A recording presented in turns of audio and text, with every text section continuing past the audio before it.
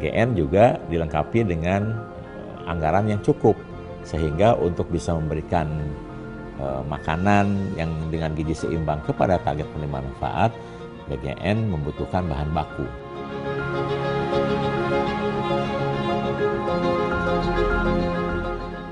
Biasanya kita catering masak atau misalkan masak seminggu sekali gitu kan, kadang sebulan sekali.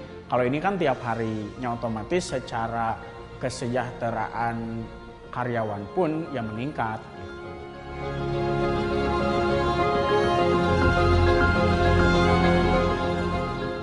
Yang pertama kita banyak mengucapkan terima kasih kepada pemerintah yang telah membuat satu badan gizi nasional yang sudah mulai beroperasional dari Desember 2024 sampai sekarang, dan itu sangat berdampak secara ekonomi untuk masyarakat yang bergerak di UMKM kelas kecil dan menengah begitu.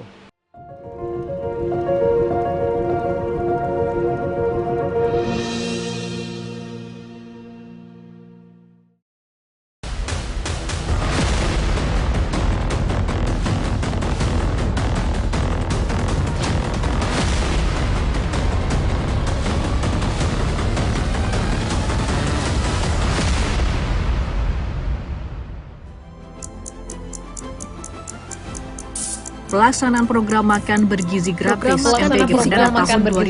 MBG bagi ibu hamil, menyusui, dan balita Program makan non-PAUD bergizi gratis tahap awal menyasar 2.882 pelajar.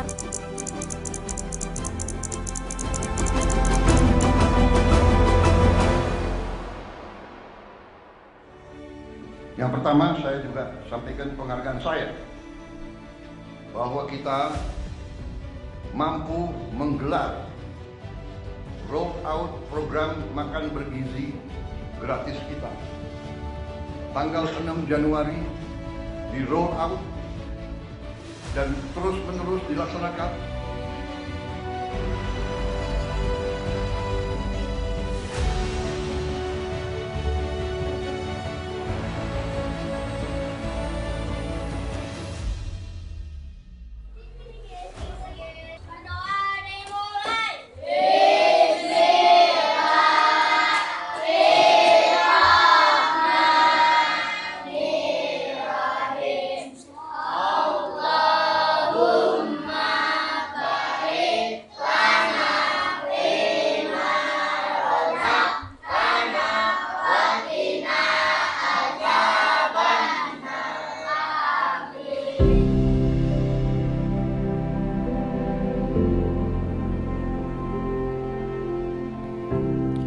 Program Makan Bergizi Gratis MBG merupakan usaha pemerintah untuk meningkatkan kualitas sumber daya manusia melalui penguatan gizi bagi anak sekolah, balita, serta ibu hamil dan ibu menyusui.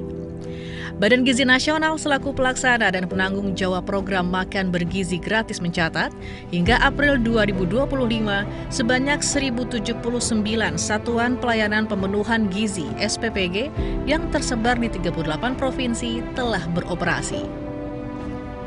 Berbekal anggaran 71 triliun rupiah, program MBG ditargetkan bisa menyasar lebih dari 80 juta penerima manfaat di akhir tahun 2025.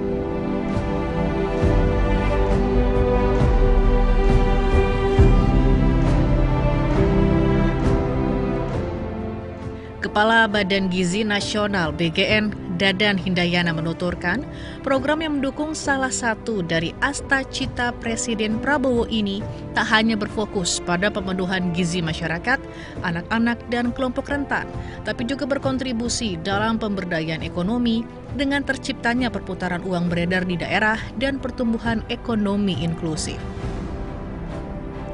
Pasalnya, tiap satuan pelayanan pemenuhan gizi (SPPG) menerima dana 8 hingga 10 miliar per tahun, di mana 85% anggaran tersebut digunakan membeli bahan baku yang berasal dari produk pertanian setempat. Sehingga terciptalah akselerasi ekonomi yang bisa menggerakkan pertumbuhan usaha mikro, kecil, dan menengah UMKM yang dilibatkan dalam pelaksanaan MBG. Nah, apa implementasi di daerah, yaitu target penerima itu. Ada ibu hamil, ibu menyusui, anak balita, anak sekolah dari mulai PAUD sampai SMA, termasuk santri dan sekolah keagamaan lain. Ini masing-masing adalah new demand, ya kan, atau new emerging market. Jadi mereka lah yang menjadi target sasaran untuk diberi makan bergizi. Nah, kemudian BGN juga dilengkapi dengan anggaran yang cukup sehingga untuk bisa memberikan makanan yang dengan gizi seimbang kepada target penerima manfaat, BGN membutuhkan bahan baku. Nah, bahan baku itu harus diproduksi oleh wilayah sekitarnya, dan semua yang dihasilkan di wilayah sekitarnya bisa kita beli, karena setiap hari membutuhkan satu satuan pelayanan melayani 3.000 itu butuh 200 kg beras, 3.000 telur sekali masak, atau 350 kg ayam sekali masak, butuh sayuran 300 kg sekali masak, butuh buah 350 kg, butuh susu 30-40 liter. Ini kan kebutuhan harian nih, ya kan? Dan pembelinya jelas, Badan Gizi. Jadi Badan Gizi itu berperan dua, satu new creating demand atau meng-create new emerging market, sama menggaransi pasar. Nah, ini sesuatu yang belum pernah ada di Indonesia, di mana creating demand-nya ada, garansi marketnya ada, ya kan, pembelinya.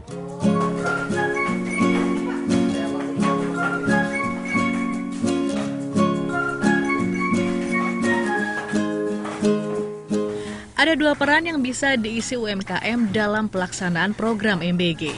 Pertama, menjadi mitra BGN dalam penyelenggaraan SPPG. Kedua, UMKM bisa menjadi pemasok bahan baku.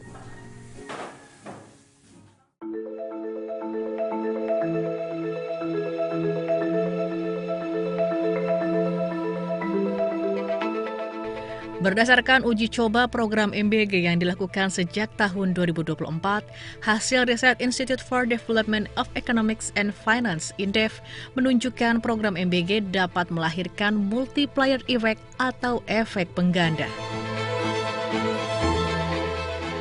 Di antaranya meningkatkan pendapatan bersih UMKM dengan adanya penambahan tenaga kerja untuk dapat memenuhi paket pesanan MBG.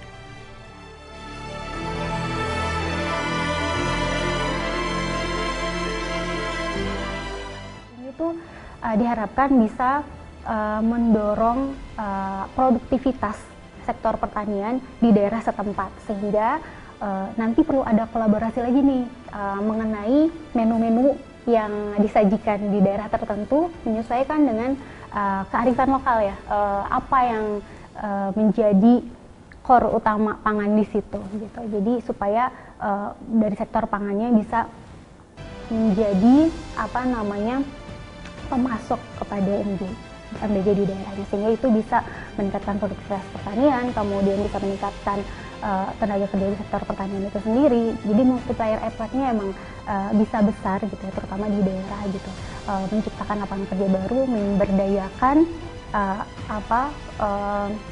ibu-ibu setempat gitu ya, yang bisa ikut kontribusi memasak di MBG.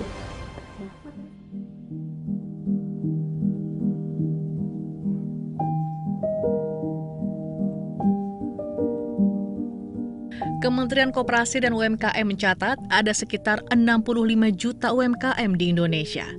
Untuk memastikan efektivitas pelibatan UMKM dalam program MBG, dibutuhkan peran asosiasi. Asosiasi yang menjadi wadah berkumpulnya para pelaku UMKM diharapkan dapat menjadi instrumen kunci dengan turut membantu menyosialisasikan peran yang bisa diisi UMKM dalam program MBG.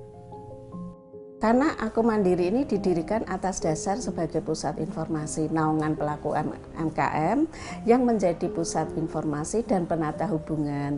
Termasuk ini kan program pemerintah, kita support juga. Makanya apa yang misalnya ada program pemerintah, prosedur persyaratannya harus detail. Kadang pelaku UMKM hanya mendengar sepotong. Nah, itu tujuan kita untuk itu. Termasuk kemarin yang ada masalah bahwa mereka agak lama untuk diverifikasi. Nah, karena kita pasti ada jaringan ke BGN, kita kontak. Provinsi Jawa Barat menempati nomor wahid penerima manfaat program MBG terbanyak. SPPG Kiangroke, Kecamatan Banjaran, Kabupaten Bandung, menjadi salah satu mitra Badan Gizi Nasional yang mendapat berkah dengan turut serta dalam program Makan Bergizi Gratis.